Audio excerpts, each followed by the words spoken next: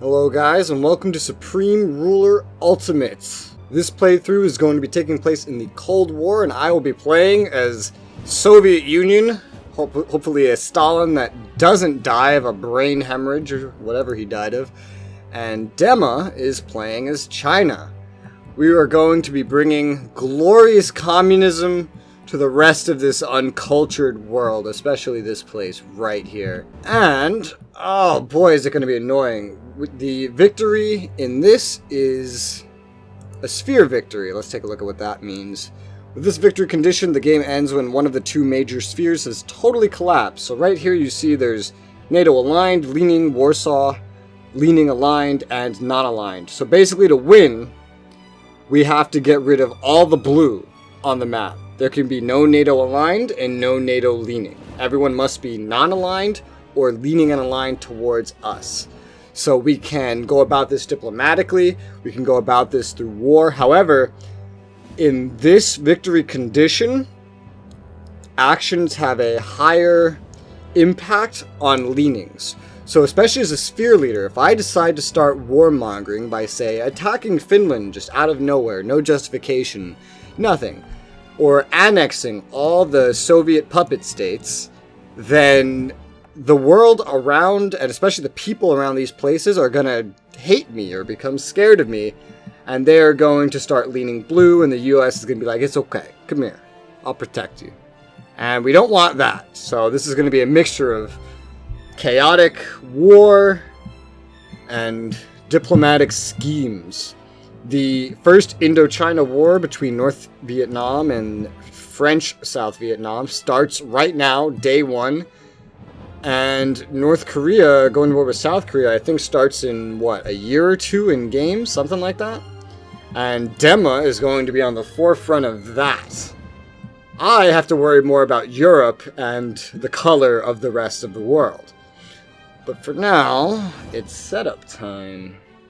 Let's set up our country, starting with budget. First off, of course, we are going to pump that tax slider to max.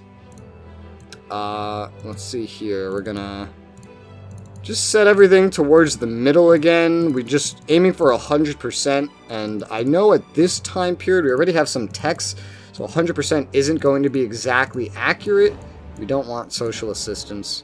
Social assistance is bad. We probably don't need family subsidy as much. It's only at 10% to start. Let's put this at about the... let's put that at about 3 right now. Yeah, that works. We want cultural subsidy and a lot of these other things just because they help. Let's see. We come over here and we're going to want to max out these sliders, because this will help with any of the diplomatic-y stuff we're going to do.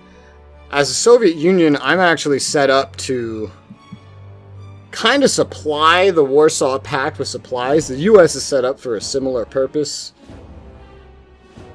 And we make, like, military goods out the ass. Me and the US are the top producers. And then UK, France, and then China. And Dema, yeah, you only make 231. You make some of the most in the entire world. It goes from UK in third place making 324 tons to me making 2,000. What is this for? Military goods. I think when you unpause the game, my AI sold military goods. How dare you? Do you know how many military goods it sold? Oof. You know what you've done? Like nearly 2,000. It's Whatever. fine. We'll get money. it back quickly. I have money now. I'm gonna have to start. So I'm gonna lock off military goods. I don't want any production of this being sold. None of this. This will be my private resource here. Buy is needed up to... yeah, go ahead. Buy is needed up to there for now. Let's see. Industry goods are fine for now. We have to unpause and see how this goes. We're lacking on consumer goods and electricity, but I'll worry about building once I see my budgetary changes take effect, because the resources never look the same at this after a month past the start. I'm not going to sell any uranium. No. Because I can make nukes. And I'm going to want uranium for nukes. I don't actually have any production of uranium. And in fact... Okay, I was going to say, do I not have any places for it? I do. I do have places for uranium. I could also just make my many puppet states. Like, look at all the uranium over here. I could make my many puppet states start supplying me with some uranium as well. Yeah, go ahead and do that. That's a smart move. It is a smart move. I'm gonna not do that at first though, and just focus on what I'm doing myself. Things like uranium always overlap with things that do other things, like make timber or food for free. But I guess you gotta do what you gotta do. So I am not selling anything on the market. My first construction is going to be right there, just some good old uranium, just way, towards Siberia. It's fine. I'm going to sell stuff on the market. I'm just not going to sell certain things on the market. Anything that relates to what I need to produce goods, that's not going on the market. I know I'm going to need another research center, so I'm just going to set one up at the beginning here. Where should I put it? I like to spread out my research centers. Let's see. Out of town. Look, in the middle of nowhere. Right here. That's a good spot. Let's just put that over there. There you go. And we'll deal with everything else as we get to it. A lot of these productions are going to be changed with time.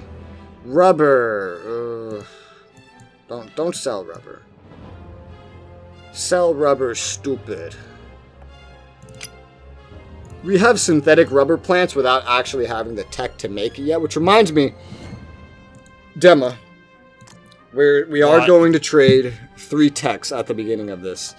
So pick out whatever 3 techs you want from me and send me the 3 techs you have in a trade offer. Alright. Once I get done with everything I need to set up, I will do that. And you can send any treaty you want, except let's avoid formal alliance right now. Let's avoid that for right now. You shouldn't need most of this though, looking over it. I was just gonna say, I was only gonna send the friendship treaties first and maybe a defensive, but that's it. Yeah. Something like that. Wood is almost unprofitable to sell, and oil from the start. The price of oil will go up, though, that's for sure. Let's see. What it will go up. Oh, yeah, it will. We're gonna lock off the minister from spending, from budget, from bonds, and repairs and construction. Yeah, lock him off from repairs and construction. Our diplomatic minister, I already took care of. This minister, there's not too much to do on his end. Double research efficiency. I start out, as a Soviet Union, you actually start out with a whole bunch of stuff in your research queue. It's pretty much set up to get you moving in a certain direction towards satellites and some other military techs. So that's interesting. I'm mostly just going to leave this stuff here, quite frankly, because it's not bad stuff. Let's take a look at military. Oh, I remember what I wanted to mess with. Set military to increase reserve personnel, and where's the other one? Decrease unit readiness.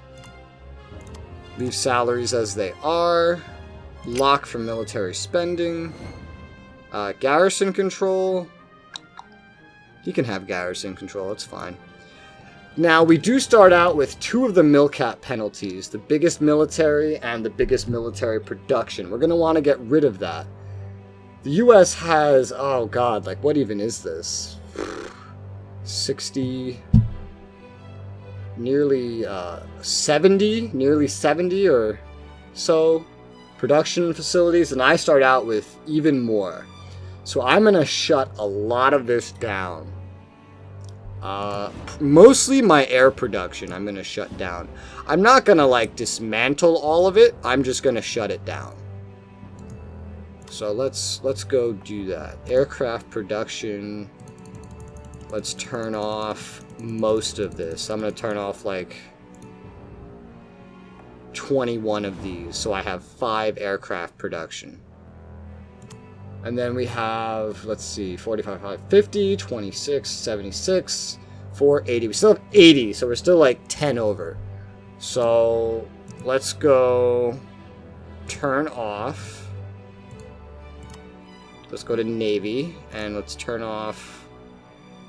Well, that's interesting. It says we have 26 slots, but I have 27 of them. Alright.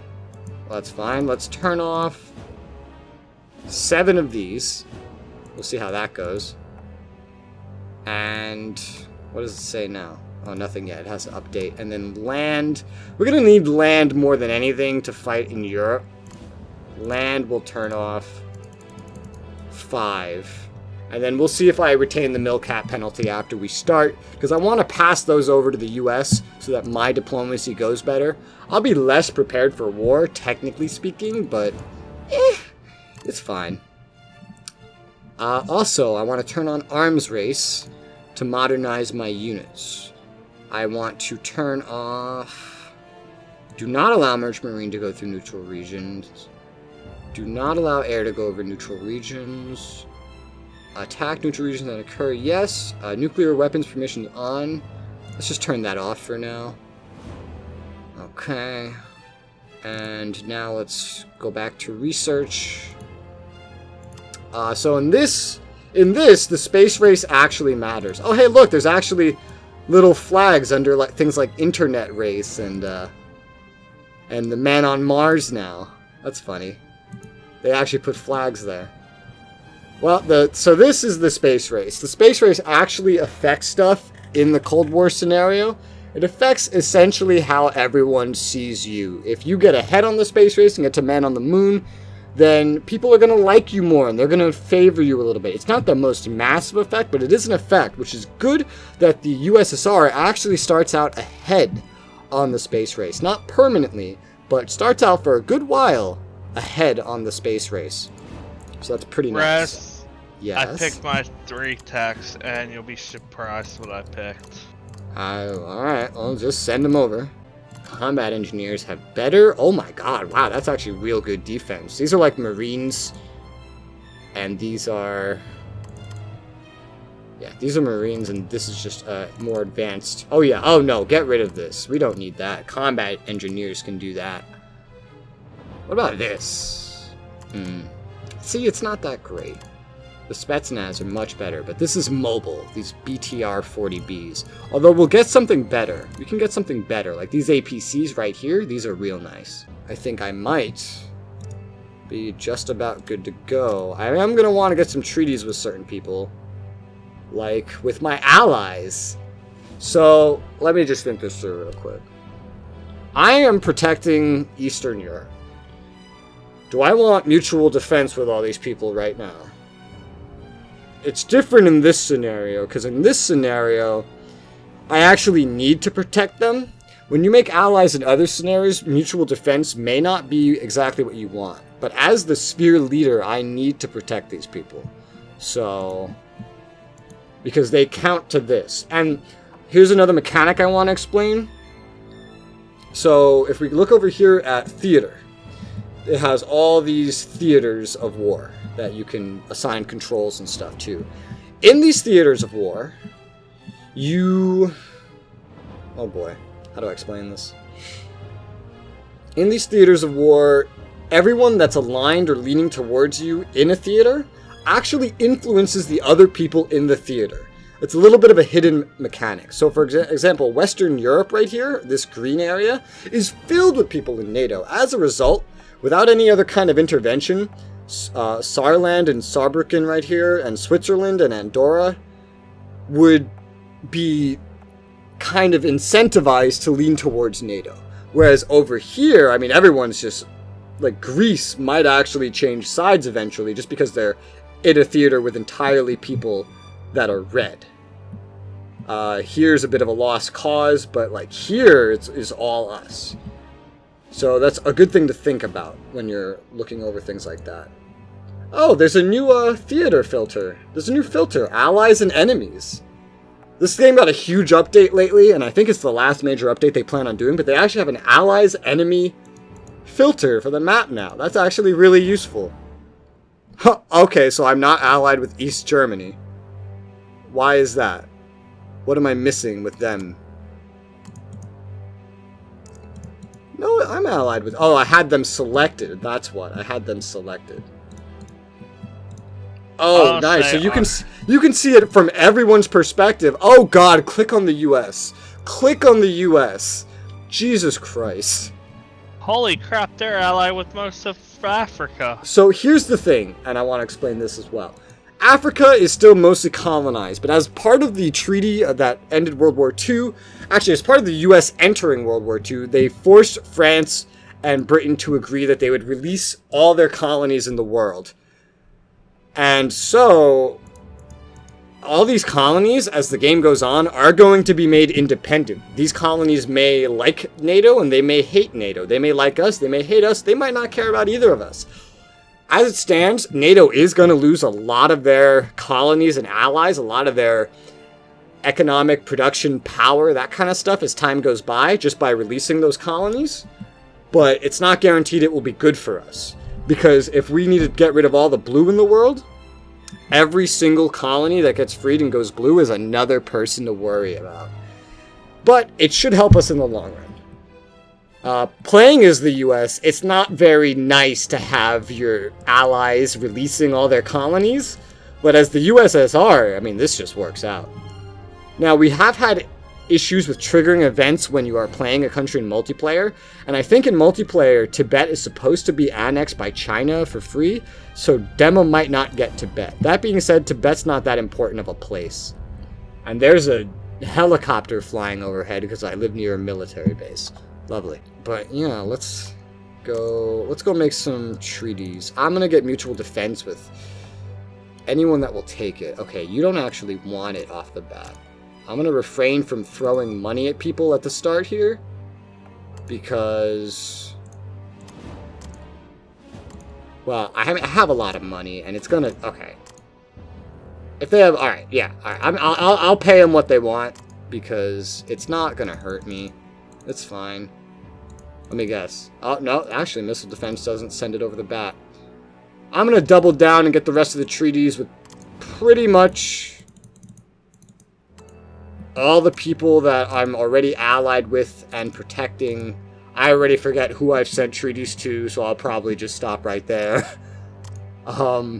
Yugoslavia is an interesting one. They're the only person aligned to me in Europe that just is technically not with me. But we can hopefully turn that around. They actually don't like me from the beginning, which is interesting. But I'm pretty much ready to unpause, are you? The first two events in the game. In response to the formation of NATO, basically the Warsaw Pact was made.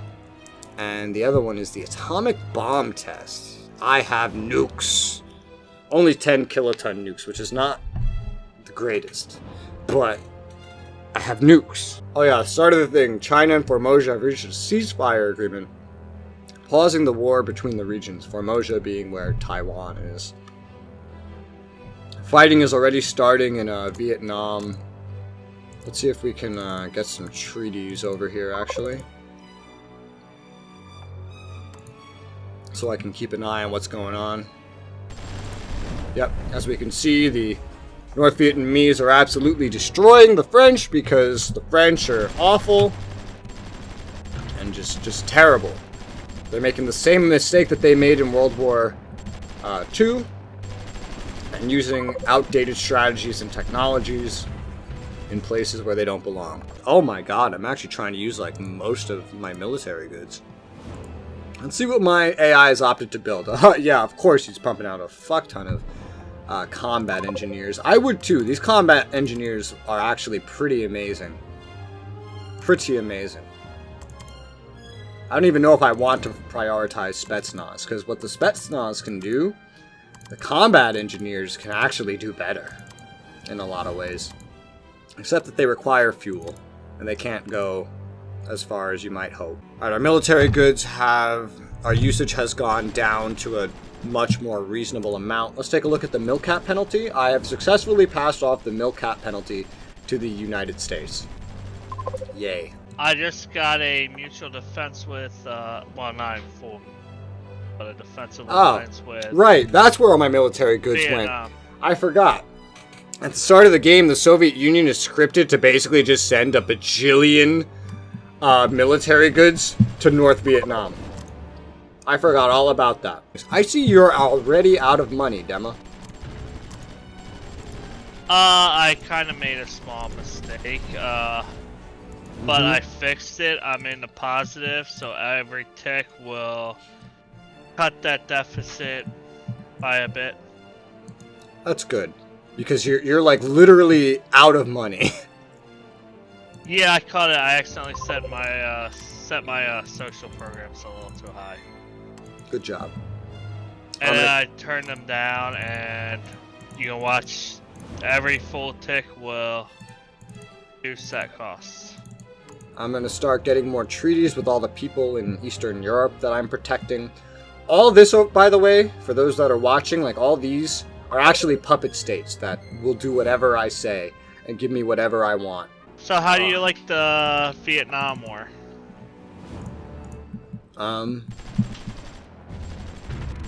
I see there's already Chinese units there. I see it's mainly guerrillas still, which makes sense. They start off with so many guerrillas, and the North Vietnamese guerrillas have absolutely jacked up stats when fighting in close quarters, specifically to try to simulate how bad France got their asses kicked. They should push down towards Vinh without much resistance, but beyond that, they're going to need some intervention. The US, unless they change how the AI act this version of the game, the US and all them should actually not really be sending much assistance across the world over here. So you shouldn't have to worry about too much resistance.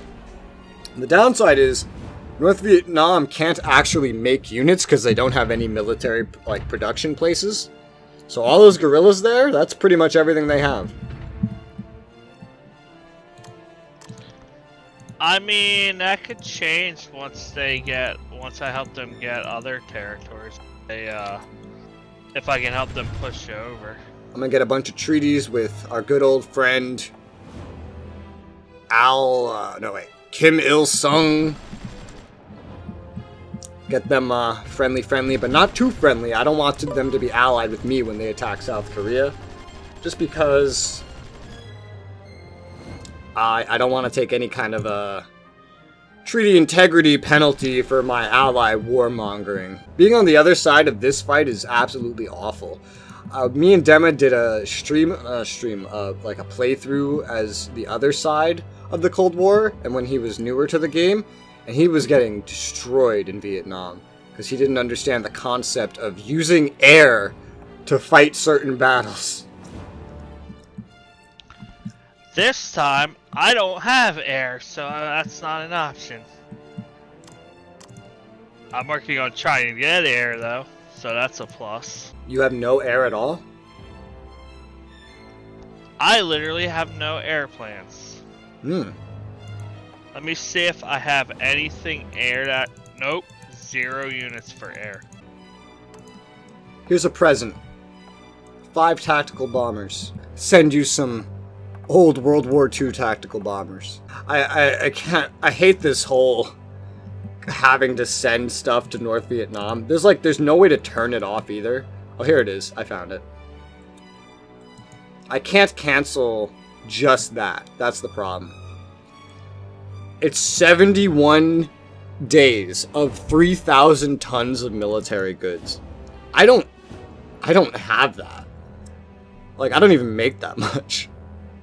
But That's just something that's scripted at the start of the game as the Soviet Union. Oh no, I think it was 100 at first, because now it's down to 70. Jesus. Why are they sending so many troops over to the west? Alright, you want to push into French Laos? Go ahead. God damn, that's a lot. Well, they're sending all of their troops to the west. Holy shit, what is happening? What's over there that you want so badly? You're just going for French Laos? Is that what it is? Oh! Oh! There's an American tank. US? Yeah, I saw. There's an American tank. The ones from Japan might have gone there. Interesting. Is the US in this game getting scared? And they might just be getting involved in general a little bit. But you should still be good over there. Oh, the tank is coming into our land. Yeah, guess what? Oh, it's gonna get annihilated, dude. It's a tank in a jungle. It's gonna get annihilated. If I were you, I would let with your units, I would let the Viet Cong take care of the, all those regions in jungle. If you have any motorized mechanized units, I would send them just down the road. Secure Vinh if you can, and just keep following the road south all the way to Saigon. That's what I would do. Can I even go there? I thought I could only go where they, You can push out from their territory for them. You can push down that road all you want. So long as you have offensive units doing it. Like your tanks. Okay, why can't I push? Does it have to be infantry? I'm No. trying to push with the tank. Infantry, tanks, etc., etc. Anything offensive. You have to have a mutual defense pact as well. I believe I have that with North Vietnam. I mean, oh, no, I don't. Yeah, you need mutual defense pact in order to do this. There we go. There you go. Now go now kick it's some. automatically doing it. Kick some French and American ass. Oh, speaking of French, some militia showing up in the woods and getting slaughtered. I love how because we're sending them military goods, these guerrillas are all just shown to have AKs. I wonder who armed all these guerrillas with AKs. Wasn't me. So I'm totally not still doing it. Well, technically it wasn't you because you couldn't... Yeah, I didn't have a choice. I didn't have a choice. Oh, I see you finally got those planes down there. I think my AI did it because I was like, you know what? I'm gonna give my AI control of my forces. I see you're going after Vinh. Yup. Imagine if China did this in real life. Oh, hello, America. An old assault gun. That should die pretty quick. I think your biggest problem in that town is just gonna be that French garrison. Yeah, I know. I got knocked down to 1 health, but I know they replenish. Some guerrillas over there would be super helpful. Wait, is that Portuguese? Is that Portuguese? That's Portuguese! Why is there a Portuguese unit in Vietnam? Did they change the AI? Did they fix the bug that none of NATO ever sends any help over here? Because that's Portuguese. I have never seen the Portuguese send anybody over there. I guess, but guess what? Yeah, you got Vinh. You might want to keep pushing, because if they did fix the bug and now the NATO will actually send units over there, you're gonna want to take Saigon as soon as you can. Yeah, I'm working on it. I'd hate to see, like, the entire world and then just see, like, a bunch of transports headed over there. That would be terrifying. My units are moving as quick as they can. France actually has a whole bunch of military units deployed. I wonder what that means. Come on, North Korea, I'm helping you out. Are you offering them a treaty? No, I'm saying they should move southward. start eating away at Oh, North Vietnam. North Vietnam, not North Korea. yeah. I meant North Vietnam. My fault. My brain is finishing up this war so I can go help North Vietnam when they go to war. As soon as North Vietnam is at peace, I will try to invite them into the alliance. I see you're at just under $1 million missing. Damn, my electricity production is like improving over time, and I've become a seller when I started out being projected to be a buyer. That's great. Coal I've stopped making as much of, looks like. Oil, I'm still pumping it out and just selling it to the world. I'm just Timber's trying becoming to... profitable. Rubber is still, of course, not profitable. In fact, the price of rubber has, like, doubled almost since the start of the game. No, it has doubled since the start of the game. Funny that. I have 27 synthetic rubber facilities at the start, without even having the technology. I'm gonna have to rely on synthetic rubber. That takes petroleum and electric power. Look how Let's get rid of these. fast North Vietnam grew. Oh, damn, nice. Not much resistance? I mean, there is some resistance, but if put it this way, this war would be almost over if they sent their units over here. If They're mainly my plan- concerned with pushing into French Laos. They are starting to send some guys south, though. Yeah, most of what you've claimed is mainly just land with nothing in it. You're gonna need those villages and stuff, and cities on the coast. Careful not to... Uh-oh, a militia. But be careful not to, say, you know, just have armor attacking from the jungle. You're gonna want to make sure those guys are on the road when they go to attack. Uh-oh, French airplane.